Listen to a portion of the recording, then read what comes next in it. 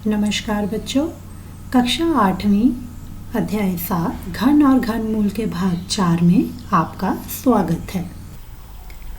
तो बच्चों, अब हम सम संख्या और विषम संख्या के घन पर विचार करेंगे कि अगर सम संख्या है तो उसका घन भी क्या सम होता है, और अगर विषम संख्या है क्या उसका घन अगर हम करते हैं तो क्या वो भी विषम होता है। चलिए देखते हैं। तो सम संख्या एवं विषम संख्या के घन को करने से पहले मैं बच्चों आपसे पूछना चाहूँगी कि सम संख्या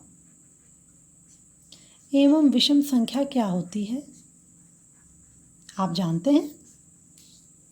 आप मुझे बता सकते हैं सम संख्या कौन सी होती है?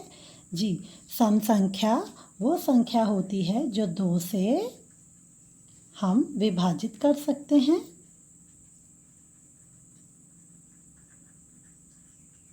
और विषम संख्या कौन सी संख्या होती है जो 2 से विभाजित हम नहीं कर सकते। इसकी हम उदाहरण ले सकते हैं। मान लीजिए मेरे पास 8 है, तो क्या 8 एक सम संख्या है? अभी हम देखेंगे। बिल्कुल, क्योंकि 2 को जब 4 से गुणा करते हैं तो हमारे पास क्या आता है? 8। तो 8 जो है वो एक सम संख्या है। उसी तरह से मान लीजिए अगर मैं 9 लेती हूँ संख्या, तो ये संख्या 9 2 से विभाजित होती है। इसको चेक करेंगे। 2 को 4 से गुणा किया 8, यहाँ बचा 1। तो इसका मतलब जो 9 है वो 2 से पूरा विभाजित नहीं होता, इसलिए ये कौन सी संख्या है? विषम संख्या।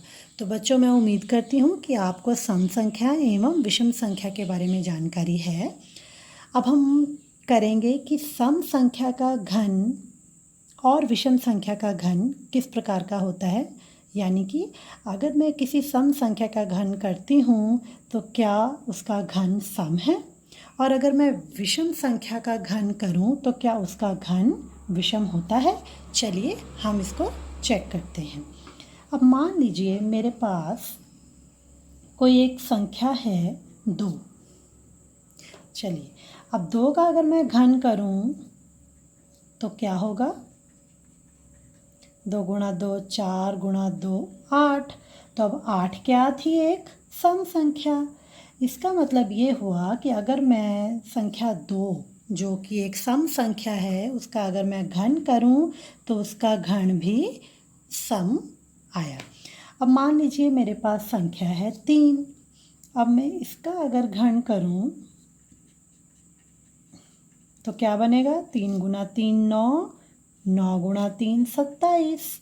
तो अब जो 27 है क्या ये एक सम संख्या है? नहीं। तो ये कौन सी संख्या है? विषम संख्या।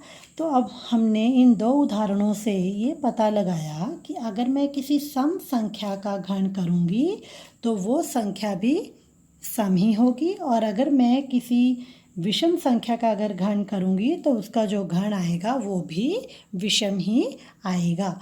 तो बच्चों, आपने गृह कार्य में ये देखना है और क्वेश्चंस करने हैं और प्रश्न करने हैं कि अगर आप कोई सम संख्या लेते हैं या कोई आप विषम संख्या लेते हैं तो उनके घन वैसे ही आते हैं या नहीं। मैं एक उदाहरण आपको और दे सकती हूँ यहाँ पे कि मान लीजिए अगर मेरे पास 12 हैं जो कि एक सम संख्या है, अगर मैं इसका घन करूँ तो क्या होगा?